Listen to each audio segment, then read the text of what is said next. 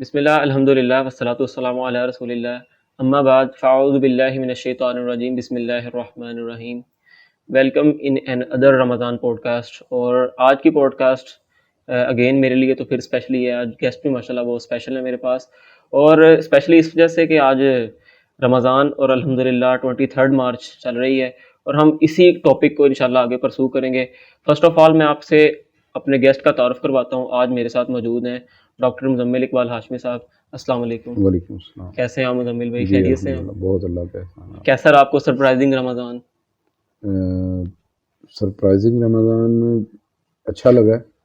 اس کی وجہ یہ ہے کہ سونے کی تیاری کر رہے تھے تو اچانک سے پتہ چلا کہ صبح روزہ رکھنا ہے. اللہ اکبر. تو پھر ایک باغ دوڑ تو ظاہری سی بات ہے رمضان کی بالکل الگ سے ہوتی ہے. جی جی.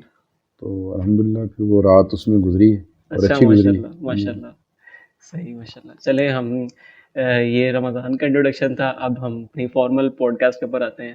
آج کی پوڈ کاسٹ میں انشاءاللہ ڈسکس کریں گے today is 23 March and we are recording this podcast. اور مے بی یہ پوڈ کاسٹ آپ تھوڑا سا لیٹ پہنچے, لیکن ہم 23 مارچ کو اس کو ریکارڈ کر رہے ہیں. آپ امیجن کریں 23 مارچ اور یہ والا رمضان جو 1444 ہجری والا ہے, اور جس طرح کے حالات و واقعات چل رہے ہیں, اور ماشاءاللہ اتنی اچھی نوید اور سرپرائزنگ قسم کی نوید ہمیں ملی. انشاءاللہ آج اس کے اوپر ہم ڈسکشن کریں گے. اور میں سب سے پہلے جو پوائنٹ آف ویو لینا چاہوں گا ڈاکٹر صاحب کا اس بات کے اوپر کہ آج رمضان ہے, اور فرسٹ آف دا رمضان ہے, اور 23 مارچ ہے, اور ہم اپنے رمضان کا آغاز 23 مارچ سے کر رہے ہیں. اور اس کی ایک بڑی بریف ہسٹری ہے, اور ہمیں اگر ہم ہسٹری میں جائیں, جن لوگوں کو پتہ ہے وہ اس بات سے بالکل باور بھی ہوں گے, ان کو پتہ ہوگا کہ 23 مارچ کی کیا ہسٹری ہے. اور جو یہ اسپیشلی رمضان ہے وہ ہم ڈسکس کرتے ہیں کہ اس بارے میں ہم کس گائیڈنس کے ریلیٹڈ ہم اس کو آگے پرسو کریں اس رمضان کو. اور it's over to you now, آپ کا اس کے بارے میں کیا خیال ہے؟ ہم رمضان کو 23 مارچ سے آغاز کر رہے ہیں, ہمارا جو ولولہ ہے وہ جوش ہے رمضان کو 23 مارچ کو لے کر کیسا ہونا چاہیے؟ بسم اللہ والصلاۃ والسلام علی رسول اللہ اعوذ باللہ من الشیطان الرجیم بسم اللہ الرحمن الرحیم. سب سے پہلے تو میں یہ بات سمجھتا ہوں کہ 23 مارچ اور رمضان اس کا اکٹھا آنا یہ اس اعتبار سے بہت ہی منفرد اور مختلف ہے کہ شاید کبھی دوبارہ ہماری زندگیوں میں ایسا موقع نہ آئے. بالکل. تو میں یہ بات سمجھتا ہوں کہ یہ دونوں ہی جو سلسلے ہیں یہ اپنی ایک ہسٹری اور تاریخ رکھتے ہیں. مثلاً رمضان نیکیوں کے اعتبار سے, عبادات کے اعتبار سے, تقویٰ کے اعتبار سے, اور اسی طریقے سے غربا مساکین کے حوالے سے محنت اور مشقت کے اعتبار سے ایک اپنی الگ سے پہچان اور شناخت رکھتا ہے. اور ہمیشہ ہی مسلمان رمضان کے حوالے سے ایک کوشش کرتے ہیں, ایک جستجو کرتے ہیں. رمضان سے بہت پہلے وہ رمضان کی تیاری شروع کر دیتے ہیں, اور پھر اس کے بعد جیسے جیسے رمضان قریب آتا چلا جاتا ہے تو ایک جوش اور ایک ولولہ وہ بڑھتا چلا جاتا ہے.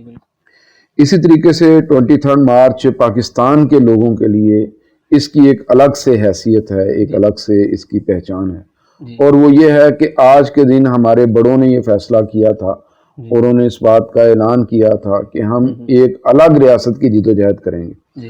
اور پھر اسی طریقے سے ایسا بھی اللہ رب العزت نے کیا کہ 14 اگست 1947 کو جب پاکستان آزاد ہوا تو اس دن 27ویں شب تھی, جو ہمارے یہاں معروف ہے کہ یہ لیلۃ القدر ہے. تو میں یہ سمجھتا ہوں کہ اس اعتبار سے تحریک پاکستان, نظریہ پاکستان اور رمضان کا آپس میں ایک چولی دامن کا ساتھ ہے کہ ہمارے بڑوں نے 23 مارچ کو پاکستان کی تحریک شروع کی, اور پھر 14 اگست 1947 کو 27ویں رمضان کی شب اللہ رب العزت نے ہمیں یہ ملک دے دیا. تو اس اعتبار سے ان دونوں مہینوں کا, ان دونوں ایونٹس کا آپس میں بڑا گہرا تعلق ہے. اور میں یہ سمجھتا ہوں کہ پاکستانی قوم کو آج بالکل ایک مختلف جذبے, ایک مختلف لگن کے ساتھ اس رمضان کو شروع کرنا چاہیے, جہاں پہ ہم یہ دیکھیں گے کہ ہماری عبادات کیسی ہیں, ہماری نمازوں میں کتنی بہتری آئی, ہمارے صدقے خیرات میں کتنی بہتری آئی, یا اسی اعتبار سے ہمارے نوافل میں, تراویح میں ہم نے کیا کیا سلسلے شروع کیے, قرآن مجید کی تلاوت کے اندر ہم نے کتنی مشقت کی ہے. اس سب کے ساتھ ہمیں آج ایک اور عزم اور ایک اور ارادہ وہ یہ بھی باندھنا چاہیے, اور وہ یہ ہے کہ ہم نے پاکستان کو اس مقصد کی طرف لے کے چلنا ہے جس مقصد کے لیے یہ پاکستان ہم نے حاصل کیا تھا. اور میں سمجھتا ہوں کہ اگلے 3 رمضان کم از کم وہ ایسے ہوں گے کہ جو رمضان اور 23 مارچ یہ اکٹھے آئیں گے انشاءاللہ. تو اس اعتبار سے میں سمجھتا ہوں کہ ہمارے پاس 3 رمضان ایسے ہوں گے جس میں ہم اپنی نوجوان نسل کی تربیت کر سکتے ہیں, ہم ان کی ذہن سازی کر سکتے ہیں, ہم ان کے ذہنوں میں آنے والے سوالات کو ایڈریس کر سکتے ہیں. تو اس اعتبار سے اگلے 2 رمضان بھی بہت ہی اہم ہوں گے انشاءاللہ. بالکل, ہم تو ہسٹری ریوائیو کریں گے انشاءاللہ اگلے 2 رمضان کے اندر بھی. تو میرا نیکسٹ کوسچن آپ سے یہ ہے کہ رمضان اور 23 مارچ بالکل ایک دوسرے کے آمنے سامنے اور اکٹھے چل رہے ہیں, تو ان سب حالات کے اندر پاکستان کو کیسا ہونا چاہیے؟ پاکستان کی جو پولیٹیکل انسٹیبلٹی چل رہی ہے اس وقت, اور ہماری یوتھ بہت زیادہ تذبذب کا شکار ہے, کیونکہ آج کل یوتھ کے اندر جو پولیٹیکل رجحان ہے وہ بہت زیادہ ہے, انکلینیشن بہت زیادہ بڑھ چکی ہے. تو یوتھ بھی اس وقت کچھ ڈی موٹیویٹ ہے, کچھ تذبذب کا شکار ہے, کوئی زگ زیگنگ کر رہی ہے, کوئی اپنے مائنڈ کو یونی ڈائریکشنل نہیں کر پا رہی ہے. تو پاکستان کو کیسا ہونا چاہیے کہ وہ اپنی یوتھ کو ایک یونی ڈائریکشنل کر کے اس کو پرسو کرے؟ دیکھیں, یہ جو آپ نے بھی سوال کیا ہے کہ ہمارا 23 مارچ اس رمضان کے اندر کیسا ہونا چاہیے, تو اس اعتبار سے میں یہ بات سمجھتا ہوں کہ ہم سب کو یہ عزم کرنا چاہیے, یہ ارادہ باندھنا چاہیے, ہمیں اپنے دلوں کے اندر ایک بات کو طے کرنا چاہیے کہ پاکستان کی بقا پاکستان کے نظریہ کے ساتھ ہے. اور پاکستان کا جو نظریہ ہے وہ ہے پاکستان کا مطلب کیا, لا الہ الا اللہ محمد رسول اللہ, یہ پاکستان کا نظریہ ہے. اور قائد اعظم نے جو اپروچ اور سوچ دی تھی اس وقت اس قوم کو جو بر صغیر سب کانٹیننٹ کے اندر آباد تھی, وہ سوچ اور اپروچ یہی تھی کہ بھئی ہم نے ایک ایسی ریاست کو تشکیل دینا ہے جو اسلام کی تجربہ گاہ ہو. تو آج جو ہم دیکھ رہے ہیں پاکستان کے اندر جو سیاسی افراتفری ہے, جو ماحول کے اندر شدت ہے, جس میں آپ کہہ لیں کہ الزام تراشی بہت زیادہ ہے, بلیک میلنگ بہت زیادہ ہے, تعصبات بہت زیادہ ہیں, اور ہم یہ بات دیکھ رہے ہیں کہ چند لوگ اپنے مفادات کے لیے قومی سلامتی کو داؤ پہ لگائے ہوئے ہیں. تو یہ جتنا بھی عمل ہے, یہ جتنی بھی کیفیت ہے, اس میں ہماری یوتھ کو بہت زیادہ ویجیلنٹ ہونا چاہیے, ان کو بہت زیادہ باخبر ہونا چاہیے. اور وہ خبر یہ ہے جو اس رمضان کے اعتبار سے میں آپ کے سامنے رکھنا چاہتا ہوں کہ رسول اللہ صلی اللہ علیہ وسلم نے پہلا رمضان جب آیا تھا تو بدر کی جنگ لڑی تھی. بدر کی جنگ میں آپ کے جتنے بڑے دشمن تھے, جنہوں نے آپ کو مکہ سے نکالا تھا, جنہوں نے آپ کے ساتھیوں پر ظلم و ستم کیے تھے, جنہوں نے آپ کے ساتھ زیادتیاں کی تھیں, جنہوں نے آپ کو وہاں سے رات کی تاریکی میں نکلنے پہ مجبور کیا تھا, جنہوں نے بار بار آپ کی جان لینے کی کوشش کی تھی, وہ سارے کے سارے آپ کے دشمن بدر کی جنگ میں, بدر کے میدان کے اندر موجود تھے. اور اس سے پہلے بھی اگر ہم دیکھتے ہیں, ہسٹری کو اٹھاتے ہیں اور رسول اللہ صلی اللہ علیہ وسلم کی مکی زندگی کو دیکھتے ہیں, تو ہمیں کہیں پر بھی یہ والا رویہ نہیں ملتا کہ اللہ کے نبی صلی اللہ علیہ وسلم کچھ بڑا کرنا چاہتے تھے, اور یقینی طور پر آپ سے بڑا دنیا میں نہ کوئی کر سکا نہ کوئی کر پائے گا. اور وہ بڑا کیا تھا؟ انہیں قوم کی اصلاح کرنی تھی, انہیں لوگوں کو ایک سمت دکھانا تھی, انہیں لوگوں کو اللہ رب العزت کی طرف لے کے آنا تھا. ان کے سامنے کفر تھا, ان کے سامنے شرک تھا, ان کے سامنے بدعات تھی, ان کے سامنے خرافات تھیں, مظلوموں پر ظلم تھا, جو طاقتور تھے وہ لوگوں کے حقوق غصب کر رہے تھے. یہ سب باتیں اس سوسائٹی کے اندر موجود تھی. لیکن ہم اس سب کے باوجود یہ بات دیکھتے ہیں کہ بدر کی جنگ میں جب رسول اللہ صلی اللہ علیہ وسلم کے بڑے بڑے دشمن مارے گئے تو آپ نے ان کے چہروں کا مصلح کرنے کی کسی کو اجازت نہیں دی, اور ان کی لاشوں کو بدر کے میدان میں کھلے عام نہیں چھوڑا, بلکہ ان کو اٹھا کے بدر کے کنویں کے اندر پھینکا گیا. لاشوں کا بھی احترام کیا گیا, ان کی جو کہہ لیں کہ ذاتی کیفیت تھی اس کے اوپر بھی کبھی رسول اللہ صلی اللہ علیہ وسلم نے تان نہیں کیا کہ ہم کبھی دیکھیں اللہ کے نبی صلی اللہ علیہ وسلم کی زندگی کو تو ہمیں یہ بات ملے کہ آپ ہمیں یہ کہتے ہوئے سنائی دے کہ فلاں جو صاحب ہیں وہ بہت بڑے زانی ہیں، وہ بہت بڑے شرابی ہیں، وہ بہت بڑے بدکار ہیں، یا فلاں ہے وہ تو جناب غریبوں کا حق کھا جاتا ہے، وہ تو مال لوٹ لیتا ہے۔ ایسی کیفیت ہمیں رسول اللہ صلی اللہ علیہ وسلم کی نہیں ملتی۔ آپ نے کسی کی ذات کے اوپر تان نہیں کیا، آپ نے کسی کی عزت کو نہیں اچھالا، بلکہ آپ نے اپنا پیغام رکھا، اپنی دعوت رکھی۔ تو میں یہ سمجھتا ہوں کہ آج یہ جو ہمارا رمضان اور مارچ اکٹھا آیا ہے، اس رمضان اور مارچ میں ہمیں اپنی پاکستانی قوم کی جو ایک پولیٹیکل ول ہے اس کو ہمیں ٹھیک کرنا ہے۔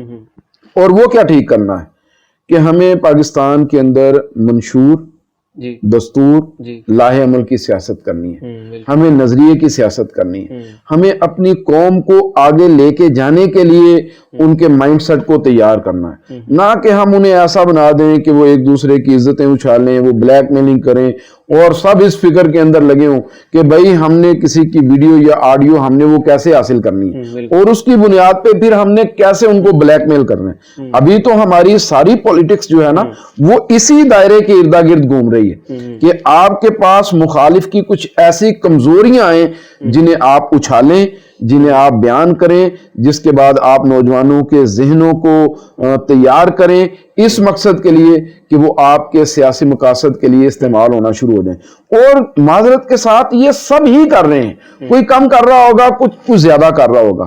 تو میں یہ سمجھتا ہوں کہ آج جو ہمیں اس رمضان کے اندر پاکستان کے حوالے سے بات سوچنی ہے وہ یہ ہے کہ ہماری ساری قوم وہ اس بات پہ آ جائے کہ ہم نے جس مقصد کے لیے یہ ملک حاصل کیا تھا ہم نے اس مقصد کے لیے اپنے آپ کو لے کے چلنا ہے، اور ہماری ساری قوم اس بات کو طے کرے کہ 23 مارچ 1940 کو جو ہمارے آباء و اجداد نے اعلان کیا تھا اور 1947 میں جو ہم نے ریاست حاصل کی تھی اور اس کی طرف ہجرت کرتے ہوئے جو ہمارے بڑوں نے قربانیاں دی تھیں، ہم نے ان میں سے کسی چیز کو بھی ضائع نہیں کرنا، اس نظریے کو لے کے چلنا ہے، اس کی بنیاد پہ ہم نے اپنا منشور ترتیب دینا ہے، اس کی بنیاد پہ ہماری سیاسی پارٹیوں نے اپنے پولیٹیکل لاہ عمل کو تیار کرنا ہے۔ یہ سارا کچھ اگر ہم اس انداز میں لے کے چلیں گے تو پھر میں یہ بات سمجھتا ہوں کہ وہ قوم تیار ہوگی جو کہ اس دنیا میں ایسا منظرنامہ پیش کرے گی کہ لوگوں کو ہم یقین دلا سکیں کہ پاکستان کا مطلب کیا، لا الہ الا اللہ محمد رسول اللہ کا جو ملک ہے، جو ریاست ہے وہ ایسی ہے اور اس کے خد و خال یہ ہیں۔ اور جیسے جیسے لوگ اس نظریے کو مضبوطی سے اختیار کریں گے دنیا میں تو ان کے ملکوں میں بھی یہ کیفیت آئے گی۔ تو میں یہ سمجھتا ہوں کہ یہ آج کا دن اور رمضان کا مہینہ یہ ہمیں اس اعتبار سے تیار کر رہا ہے کہ ہم اس سارے عمل کو یوں لے کے چلیں کہ ہمارے اندر جتنے بھی تعصبات ہیں وہ بھی ختم ہو، فرقہ واریت کا بھی خاتمہ ہو، اور ہم ایک دوسرے کی عزت اچھالنے کی بجائے، کیچڑ ایک دوسرے پر پھینکنے کی بجائے ہم نظریے کی طرف آئیں، ہم منشور کی طرف آئیں اور ایک لاہ عمل کے ساتھ ہم سیاست کریں اور اس کے اوپر ہم قوم کو تیار کریں۔ بالکل ایسا پاکستان ہونا چاہیے۔ اس سب کے اندر دیر از اے کوسچن ان مائی مائنڈ کہ پاکستان کے اندر اس وقت جو نوجوان ہے نا، اسپیشلی ہم نے بہت ساری مسائل کا بھی تذکرہ کیا کہ ان مسائل سے چھٹکارا حاصل کر کے پاکستان کو ایسا ہونا چاہیے جو نظریے کے اوپر بیسڈ کرے۔ تو میرا اس کے اندر کوسچن یہ ہے، جس چیز کو میں ہائی لائٹ کرنا چاہ رہا ہوں کہ پاکستان کے اندر نا بلیم گیم کا بھی جو بازار ہے نا وہ بہت گرم ہے۔ ہر بندہ دوسرے بندے کے اوپر ڈالنے کی کوشش کر رہا ہے، اور بلیم گیمنگ اس طرح کی ہو رہی ہے، یہ ہم سب کو پتا ہے کہ میڈیا سیلز بھی پراپر اس چیز کے لیے ورکنگ کر رہے ہیں، اور نوجوان اس کے لیے اپنے آپ کو وقف کر رہے ہیں، اور ایک میمز کلچر اور اس طرح کی بلیمنگ کا بازار نا بہت گرم ہے۔ اس سب کے اندر آپ رمضان کے مہینے کے اندر اس سب کو لے کر آپ ایک نصیحت کر دیں طالب علموں کو اور ہماری اسپیشلی یوتھ کو کہ وہ اس بلیم کلچر سے اور بلیم گیمنگ کلچر سے باہر اپنے آپ کو کیسے نکالیں، کیونکہ ابھی فی الحال جو سیاسی فرقہ واریت، سیاسی سیکٹریانزم ہے وہ بہت زیادہ عروج کے اوپر ہے۔ تو آئی تھنک یہ ایک میسج ہماری طرف سے لازمی طور پر جانا چاہیے ہماری یوتھ کو، تاکہ وہ اپنے آپ کو یونٹ ریشنل کر کے اس بلیم گیم سے نجات حاصل کرے۔ دیکھیں، اس میں آپ سے ایک بات کہنا چاہتا ہوں کہ جو رمضان کا مہینہ نا جی، یہ اس میں کچھ بڑے بڑے ایونٹس ہیں جی، جو مسلمانوں کی حریت کو، آزادی کو اور مسلمانوں کے دنیا میں کردار کو بیان کرنے والے ہیں. ان میں پہلا بڑا جو ایونٹ ہے وہ ہے مارکہ بدر کا، جنگ بدر کا. دوسرا بڑا ایونٹ ہے فتح مکہ کا. تیسرا بڑا ایونٹ ہے محمد بن قاسم کا اس سب کانٹیننٹ کے اندر آنا. اور چوتھا بڑا جو ایونٹ ہے وہ اس پاکستان کا بننا اور اس کا آزادی کو حاصل کرنا. تو ان چاروں واقعات کو اگر ہم دیکھیں تو ہمیں اس سے ایک ہی سبق ملتا ہے، وہ یہ ہے کہ بھائی ہمارا رمضان ہمیں حمیت دینے کے لیے ہے، غیرت دینے کے لیے ہے، شعور دینے کے لیے ہے، یہ غلامیوں کو ختم کرنے کے لیے ہے، یہ آزادیوں کی طرف لوگوں کو لے کے چلنے کے لیے ہے، اور یہ ظلم کے نظام کو ختم کرنے کے لیے، یہ تشدد اور نفرت کے ماحول کو ختم کرنے کے لیے. اور بدر کی جنگ کو اگر آپ دیکھیں تو وہاں پر بھی آپ کو یہی ملے گا کہ رسول اللہ صلی اللہ علیہ وسلم نے جب لوگوں سے مشورہ لیا کہ کیا کرنا چاہیے ان قیدیوں کے ساتھ، تو سب کے مشورے کے بعد انہوں نے حضرت ابوبکر صدیق کے مشورے کو مانا تھا کہ ہم انہیں جزیہ لے کے چھوڑ دیں. تو یہ جو ہمیں بات نظر آتی ہے کہ اللہ کے نبی صلی اللہ علیہ وسلم نے ان کو چھوڑ دیا تھا، ان کو آزادی دے دی تھی. پھر اس کے بعد جب ہم مکہ کے اندر جاتے ہیں فتح کے لیے، وہاں پر دیکھتے ہیں تو ہمیں یہ بات پتہ چلتی ہے کہ جب آپ کے مخالفین آپ کے سامنے دست بدستہ کھڑے تھے اور ان کی ساری شان و شوکت ختم ہو چکی تھی، تو اللہ کے نبی جناب محمد رسول اللہ صلی اللہ علیہ وسلم نے یہ کہا تھا لا تثریب علیکم اليوم، آج کے دن تم سے کوئی بدلہ نہیں لیا جائے گا. اور بدترین جو آپ کے مخالف تھے آپ نے ان کو بھی اس میں ریلیف دیا تھا، ان کو بھی آپ نے ان کے لیے بھی زندگی کے راستے آپ نے بند نہیں کیے تھے.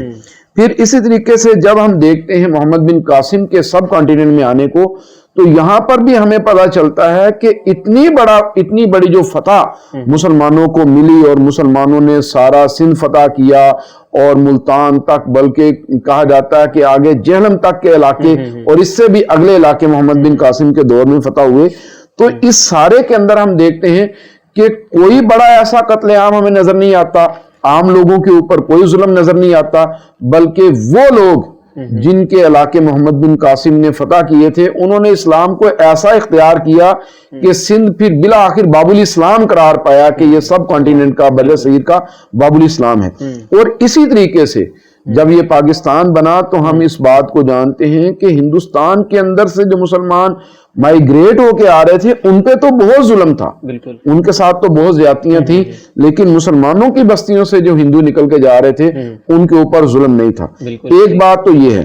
دوسری بات یہ ہے کہ جب یہ پاکستان بن گیا تو اس وقت قائد اعظم رحمہ اللہ نے ایک بات کہی تھی، اور وہ بات یہ تھی کہ اب آپ آزاد ہیں اپنے مندروں میں جانے کے لیے، اپنی مسجدوں میں جانے کے لیے، اپنے گرجوں میں جانے کے لیے، اپنی عبادت گاہوں میں جانے کے لیے. آپ کی ریاست اس اعتبار سے آپ پہ کوئی قدغن نہیں لگائے گی، کوئی پابندی نہیں لگائے گی. تو یہ ساری بات انہوں نے کر کے، یہ ساری چیز انہوں نے کر کے پاکستان کا جو مستقبل تھا اس کو بھی طے کر دیا تھا کہ پاکستان بنا تو لا الہ الا اللہ محمد رسول اللہ کے نام پہ ہے، لیکن اس پاکستان میں رہنے کے لیے سب کو جگہ میسر آئے گی، کیونکہ ہمارا دین اور ہمارا ایمان یہی کہتا ہے. یعنی اس میں تحمل ہوگا، اس میں برداشت ہوگی، اس میں ایک دوسرے کے نظریات کا احترام ہوگا، ایک دوسرے کے مذاہب کا احترام ہوگا، اور ہم کسی صورت بھی کسی تشدد کو، کسی نفرت کو اپنے ملک کے اندر اس کے لیے جگہ پیدا نہیں ہونے دیں گے. لیکن بدقسمتی کے ساتھ یہ ریاست جو اتنے خوبصورت انداز میں بنی، اتنے زبردست انداز میں بنی، اس ریاست میں جب آج ہم دیکھ رہے ہیں کہ ہماری جو پولیٹیکل پارٹیز ہیں یا جو ہماری سیاسی اشرافیہ ہے، انہوں نے کچھ اس طریقے سے اس سارے عمل کو ترتیب دیا ہے کہ وہ لوگوں کو پھاڑتے چلے جا رہے ہیں اور نوجوانوں کو اپنے مقاصد کے لیے استعمال کر رہے ہیں. اور ایسا انہوں نے ماحول کریٹ کر دیا ہے کہ ایسے لگتا ہے کہ پاکستان اللہ تعالیٰ معاف کرے کسی خانہ جنگی کا شکار ہو سکتا ہے، اور اپنے اپنے مقاصد کے لیے آپ جس پہ جو چاہیں الزام تراشی کریں، کوئی بندہ آپ کو اگر روکنے کی کوشش کرے گا تو آپ اس کے اوپر بھی الزامات کو عائد کریں گے، آپ اسے کسی کا زر خرید غلام کہیں گے، پتہ نہیں کیا کچھ کہیں گے. یہ سارا کچھ اس وقت ہمارے سیاسی کلچر کا حصہ بن چکا ہے. تو میں اپنے نوجوانوں سے یہ بات کہنا چاہتا ہوں کہ آپ اس رمضان کے اندر اور اس مارچ کے مہینہ کے اندر، اگلے 2 رمضان بھی جو مارچ کے مہینے کے اندر آئیں گے، آپ اس بات کو ضرور دیکھیں, اس بات کو ضرور محسوس کریں کہ ہمارے آباء و اجداد کا رمضان کیسا تھا, انہوں نے کیسے رمضان کو گزارا تھا, ان کی کیفیت کیا تھی, انہوں نے کس طریقے سے اپنے آپ کو لے کے چلے تھے, اور انہوں نے اپنے بدترین مخالفین ان کے ساتھ کیا کیا تھا. تو اگر اس بنیاد پہ ہمارے نوجوان سمجھیں گے, نظریے کو سمجھ کے ایک کوشش کریں گے, تو مجھے اس بات کی پوری امید ہے کہ پاکستان ایک کامیاب مستقبل کی طرف جائے گا, اور ہمارے نوجوانوں کی صلاحیتیں مثبت کاموں میں استعمال ہوں گی, سائنس اینڈ ٹیکنالوجی کے لیے استعمال ہوں گی, آئی ٹی کے میدان میں استعمال ہوں گی. ہمارے نوجوان اپنی معیشت کو بہتر کرنے کا سوچیں گے, وہ ایک دوسرے کی ٹانگیں کھینچنے کی بجائے ایک دوسرے کے مددگار اور معاون بنیں گے. اور یہی رمضان کا پیغام ہے کہ ہم ایک دوسرے کے مددگار بنیں, ایک دوسرے کے معاون بنیں, ہم ایک دوسرے کی ٹانگیں کھینچنے کی بجائے ہر کام میں ایک دوسرے کو ہیلپ آؤٹ کریں. تو میں یہ سمجھتا ہوں کہ آج کے رمضان میں ہمارے نوجوانوں کو اس والے سے کوشش کرنی چاہیے. جی اچھا, ان اے ویری شارٹ ٹائم ہم نے ماشاءاللہ ایک اچھی ٹاک ہم نے ڈسکس کی ہے الحمدللہ.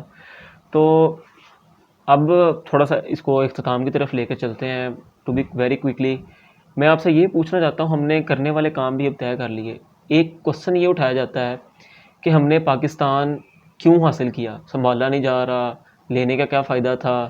ایک سوچ ہمارے ذہنوں میں نا یہ گھوم رہی ہے اور یہ گھمائی جا رہی ہے. اور دوسرا ایک طرف نعرہ چل رہا ہے, اس نعرے کو نوجوان نسل, بوڑھا بچہ بزرگ سب اس چیز کی حمایت کرتے نظر آ رہے ہیں کہ مدینہ کی ریاست, مدینہ کی ریاست, مدینہ کی ریاست. اور مدینہ کی ریاست کا نعرہ بھی لگایا گیا, شاید اس کو سمجھایا نہیں گیا. تو میں آپ سے یہ ریکویسٹ کروں گا کہ آپ ایک تو یہ چیز کلیئر کریں ہمارے یوتھ کو کہ ہم نے پاکستان کس چیز کے لیے لیا تھا, اور what was the real face of Medina کی ریاست والا جو تصور ہے اس کا ریئل فیس کیا تھا. اچھا اسد بھائی, اس میں نا آپ ایک بات ذہن میں رکھیے گا کہ ریاست مدینہ کا جو تصور ہے نا, یہ مسلمانوں کی ایک بنیادی اساس ہے. اور کہیں پہ بھی جب مسلمانوں نے کوٹ کرنا ہوگا, کوئی چیز بیان کرنا ہوگی کہ ہم اپنے آپ کو کیسا بنانا چاہتے ہیں, ہماری سوسائٹی کیسی ہوگی, ہمارا ملک کیسا ہوگا, اس کی معیشت کیسی ہوگی, تو ہم فوری طور پہ کہیں گے کہ بھئی ہم مدینے کی ریاست والا جو نظام ہے نا وہ چاہتے ہیں, یا وہ جو خلافت رسول اللہ صلی اللہ علیہ وسلم کے بعد میں قائم ہوئی تھی, ہم بالکل ویسا نظام وہ قائم کرنا چاہتے ہیں. تو جب پاکستان بنا تھا تو بنانے والوں نے بھی تو نعرہ یہی لگایا تھا بالکل کہ ہم ایک ایسا ملک بنانا چاہتے ہیں جو اسلام کی تجربہ گاہ ہو, اور لوگ جب اس میں آئیں اور دیکھیں کہ اسلام ایسا ہوتا ہے. ایک تو یہ وہ ان کا بنیادی تصور تھا. پھر ان سے جب پوچھا گیا کہ آپ اس کا آئین کیسے بنائیں گے, تو انہوں نے کہا تھا بھئی ہم کون ہوتے ہیں آئین بنانے والے, آئین تو 14 صدیاں پہلے قرآن مجید کی شکل میں نازل ہو گیا تھا. یہی وجہ ہے کہ انہوں نے جو نعرہ اختیار کیا تھا وہ یہ تھا کہ پاکستان کا مطلب کیا, لا الہ الا اللہ محمد رسول اللہ, یہ نعرہ اس وقت لگایا گیا تھا. یہ اس سے مراد کوئی ایسی خطرناک قسم کی اسلامی مذہبی ریاست نہیں تھی جو کسی دوسرے کے وجود کو برداشت نہیں کرے گی, بلکہ اس سے مراد یہی تھی کہ وہ ریاست جو مدینہ میں قائم ہوئی تھی اور جس نے انسانوں کے لیے کام کیا تھا, وہ ایک ریاست کھڑی کی جائے گی. تو بنیادی پاکستان بنانے کا مقصد تو یہی تھا, اور اسی مقصد کے لیے آپ نے پاکستان حاصل کیا.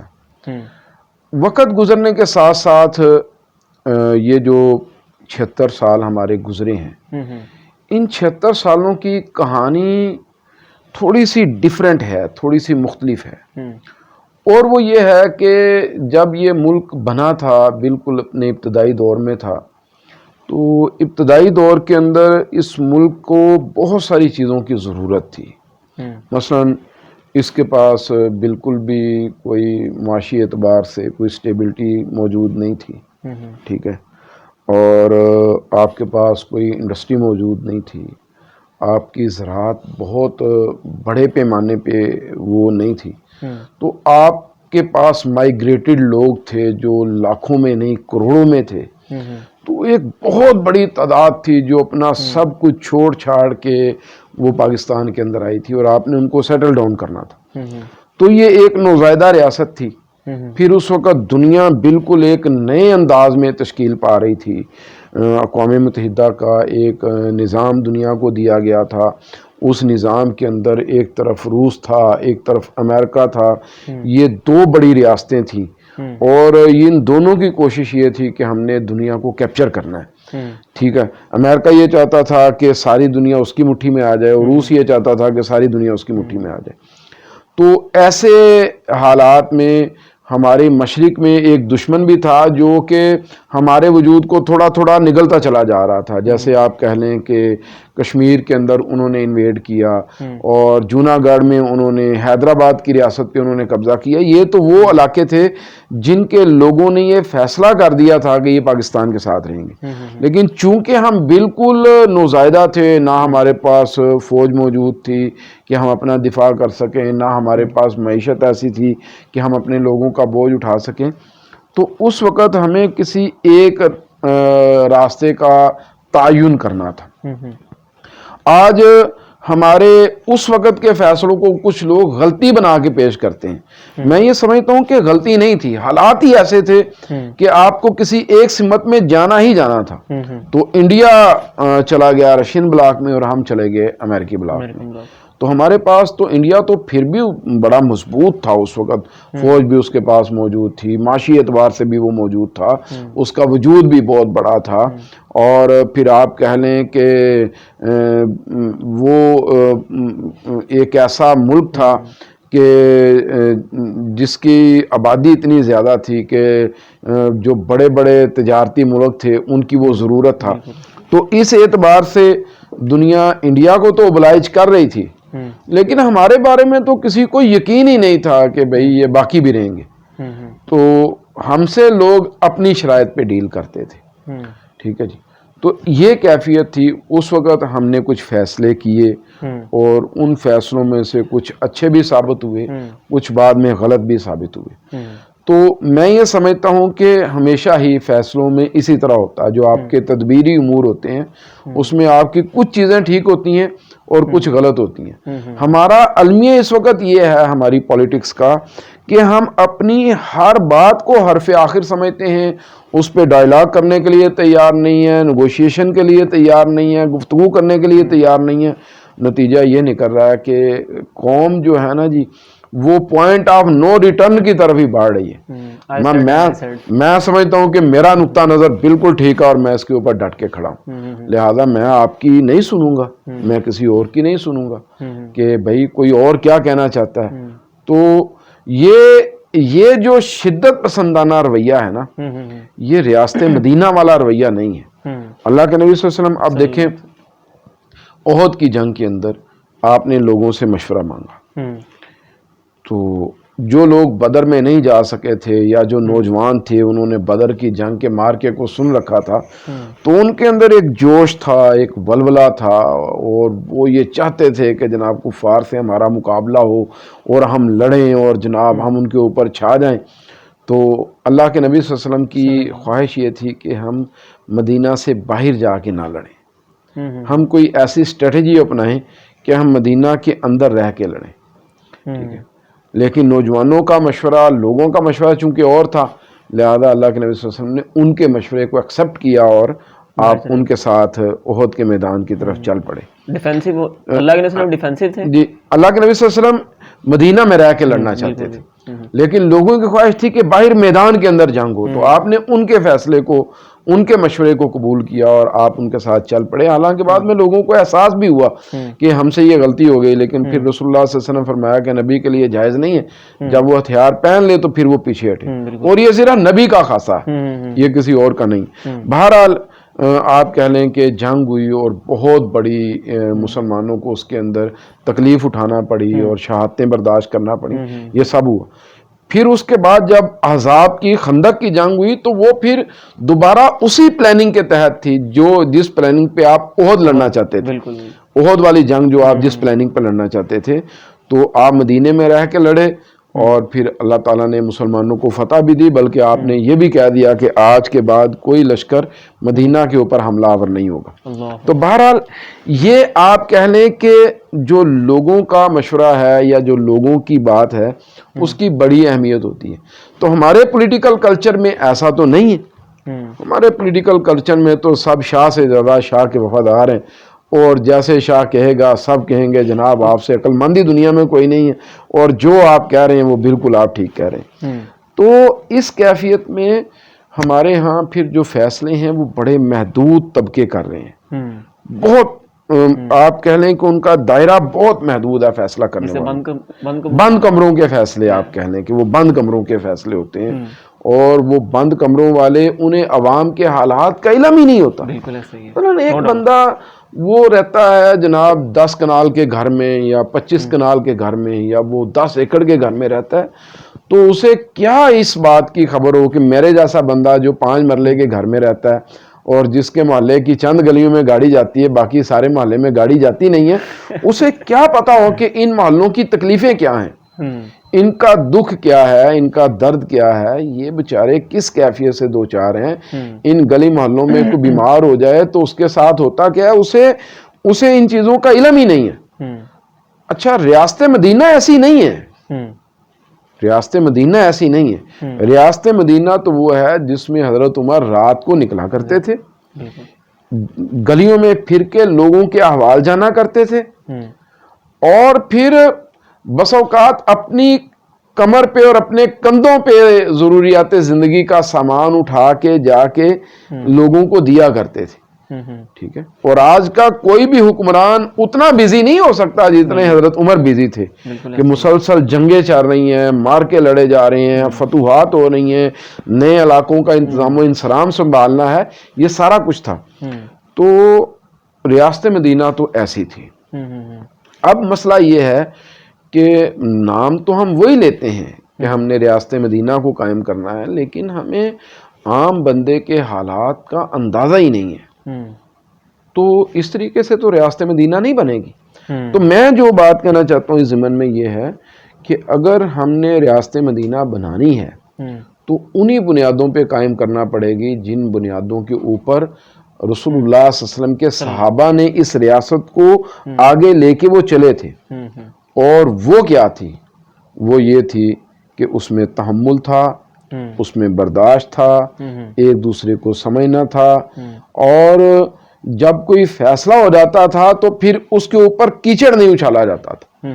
پالیٹکس ہماری جو تھرڈ ورلڈ کنٹریز کی خاص طور پر اور بالخصوص پاکستان کی جو پالیٹکس ہے وہ تو ہے ہی ساری اس وقت یہی. آپ دیکھیں نا کہ برطانیہ میں پارلیمانی کلچر ہے پالیٹکس کا, تو سموتھلی نظام چل رہا ہے. امریکہ میں پریزیڈنشل سسٹم ہے تو سموتھلی نظام چل رہا ہے. تو وہاں پہ تو ہمیں اتنا نہیں نظر آتا کہ جناب اتنا کیچڑ اچھالا جاتا ہو, بلکہ اکثر باتوں پہ ان کی سینٹ میں اور ان کی پارلیمنٹ میں کنسنسس ہوتا ہے, اور پھر سب اپنی قوم کو اسی کے اوپر تیار کرنے کی کوشش کرتے ہیں. منشور کے اوپر ان کی سیاست ہوتی ہے, وہ اپنا لاہ عمل لوگوں کو دیتے ہیں, اور لوگ جس لاہ عمل کو قبول کر لیتے ہیں اس سے آپ کہہ لیں کہ پھر سب نے اس کی رسپیکٹ کرنا ہوتی ہے کہ لوگوں کا یہ فیصلہ ہے, اس کو قبول کیا جائے گا. تو ہمارے ہاں تو ایسا نہیں ہے. ہمارے ہاں تو ایک حکومت میں آتا ہے اور باقی سب اس کوشش میں لگ جاتے ہیں کہ ہم نے اس کی حکومت کو گرانا کیسے. ٹھیک ہے, تو میں یہ سمجھتا ہوں کہ اس میں ہماری پولیٹیکل پارٹیز کی غلطیاں ہیں. ان کی غلطیوں کی وجہ سے ہمیں نقصان ہو رہا ہے, اور ہم بدترین ذبوح علی کا شکار ہیں. اگر ہم نے ریاست مدینہ بنانی ہے تو پھر ہمیں عام بندے کو جگہ دینی ہوگی, عام بندے کے لیے راستہ کھولنا ہوگا, اس کو یہ موقع فراہم کرنا ہوگا کہ وہ اپنی صلاحیتوں کا اظہار کرے, وہ آگے آئے, وہ کردار ادا کرے, وہ قوم کو لیڈ کر سکے. ساری پولیٹیکل پارٹیز ٹکٹ ان کو دیتی ہیں بھائی جن کے پاس پیسہ ہوتا ہے, جو کروڑوں روپیہ خرچ کر سکتے ہیں. اب جو کروڑوں روپیہ خرچ کر کے بھائی حکومت میں آئے گا وہ میری اور آپ کی خدمت کے لیے تو نہیں نہ آئے گا. اوبویسلی پیسے کے ساتھ اگر آپ ٹکٹ لے کر سیاست کے اندر آ رہے ہیں تو آپ خدمت کے لیے نہیں آ رہے, آپ کسی اور نظریے کے تحت آ رہے ہیں. تو بہت شکریہ آج آپ کا, آپ نے ٹائم نکالا, آپ ہمارے پاس آئے, اور آئی تھنک میں اس پوڈ کاسٹ کو اینڈ کرتا ہوں یہیں پہ، اور امید کرتا ہوں آپ سب سے کہ اس پوڈ کاسٹ کو اور اسپیشلی رمضان کو آپ سمجھنے کی کوشش کریں گے کہ ہم نے اپنا نیکسٹ یہ ہم جو رمضان گزار رہے ہیں ہم نے وہ کیسے گزارنا ہے، اور ہم نے پاکستان کے لیے کیسے ایک تعمیری کردار ادا کرنا ہے. اور میں اللہ تعالیٰ سے دعا یہ کرتا ہوں کہ اللہ تعالیٰ اس پوڈ کاسٹ کو ہماری جتنی بھی جنریشن ہے اور جتنے بھی لسنرز ہیں ان کے لیے ایک فائدہ مند مفید ثابت کرے، تاکہ ان چیزوں سے یہ چیزیں عام ہوں گی، یہ پبلک ٹاک ہوگی، یہ ٹاک آف دا ٹاؤن ہوگی انشاءاللہ، تو یہ مسائل ہمارے جلدی حل ہو جائیں گے انشاءاللہ. جزاک اللہ خیر. السلام علیکم ورحمۃ اللہ وبرکاتہ.